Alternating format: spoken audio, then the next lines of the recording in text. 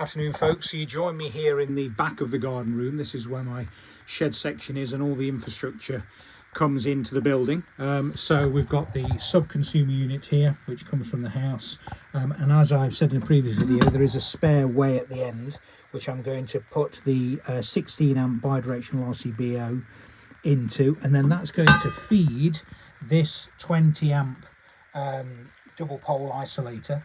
And that's going to take in the output from the inverter.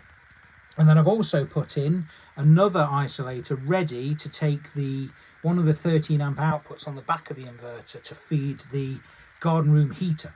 So I'm hoping that in sunny days or in winter days with battery backup, I can pretty much be off grid in terms of the heating arrangement in the garden room.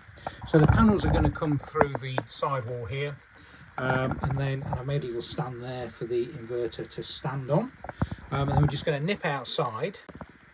So at the rear of the unit you can see the lip. This is where the solar array cable is going to come through, and I was going to drill a hole in the back of this steel paneling, but what I'm going to do is, because the way I built this, fortunately the last panel is this end, so I'm going to try and take a couple of these panels off, drill through the OSB and membrane and bring the cables nicely over the lip of the roof and straight in, rather than drilling a hole into the panel.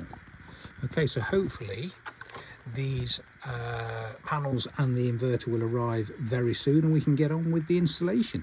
Thanks for watching.